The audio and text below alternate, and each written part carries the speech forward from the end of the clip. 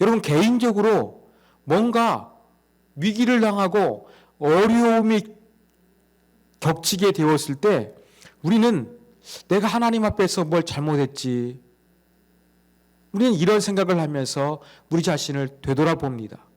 이것을 회개라고 합니다. 개인에게만 이러한 모습이 있을 것이 아니라 어쩌면 코로나가 교회를 통해서 확산되고 있는 이 시점에 우리는 교회 스스로가 하나님 앞에서 뭘 잘못하고 있는지, 교회의 모습은 어떠해야 되는지, 이러한 부분에 대해서 조금 심층적인 성찰이 필요하지 않나 라는 그러한 생각을 하게 되었습니다. 식사하기 전에 종교적인 이유로 손을 씻어야 된다는 이 장로들의 전통, 이게 무엇일까요? 여러분, 전통으로 번역된 단어는 전승을 이야기합니다. 전승은 입에서 입으로 전해 내려오는 것을 의미하겠지요. 그렇다고 한다 그러면 장로들의 전통은 원래 하나님께서 돌판에 써주신 기록된 말씀이 아닙니다. 성문화된 율법이 아니었습니다. 그저 저 조상 때부터 입에서 입으로 우리가 율법을 잘 지키기 위해서 이러한 것들을 실시해야 된다, 이렇게 내려오는 구전 율법이었던 것입니다. 자, 장로들의 전통, 율법을 생활화하고 율법을 보다 범하지 않고 효과적으로 지키기 위해서 세부 규칙을 만든 것이라고 제가 말씀을 드렸습니다. 분명히 장로들의 전통은 율법을 잘 지키기 위한 보완장치였습니다. 그런데 실상은 어떠했느냐?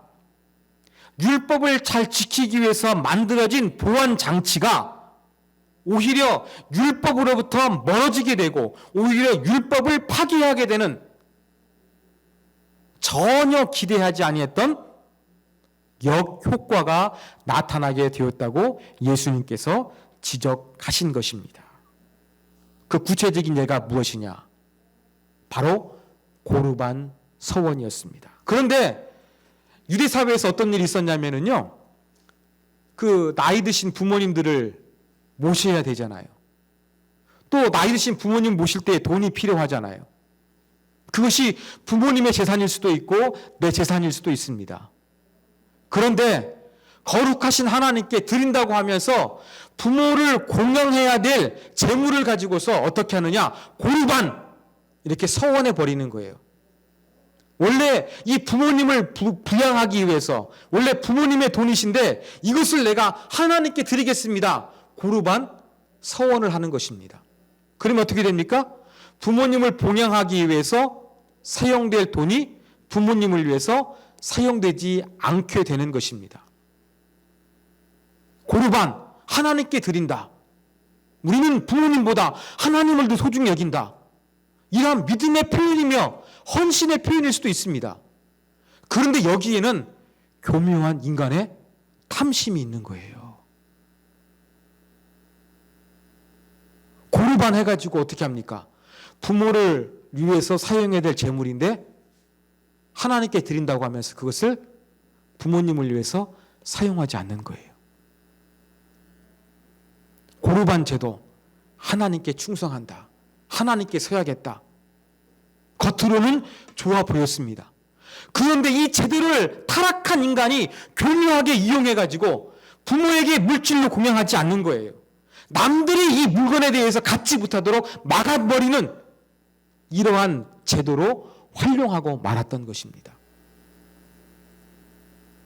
한국교회가 코로나의 발원지가 되어서 지탄이 되고 있는 이 시점 가운데 한국교회도 하나님을 위한답시고 오히려 하나님의 이름을 더럽히고 하나님의 뜻과 의도와는 거리가 먼 방향으로 가버리지는 않았는지 우리는 생각해 봤으면 좋겠습니다. 사랑하는 여러분, 고르반의 의미를 다시 한번 생각해 봤으면 좋겠습니다.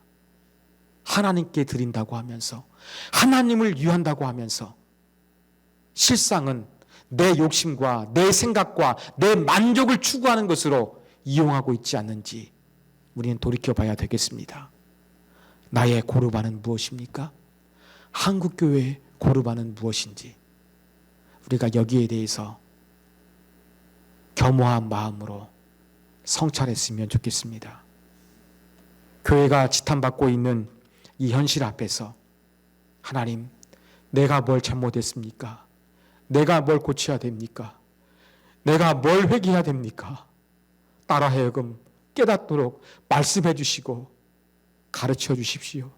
그래서 더 온전한 하나님의 사람을 위해서 전진할 수 있는 그러한 모습을 갖게 하여 주시옵소서. 우리가 이런 마음을 품어야 될 것입니다.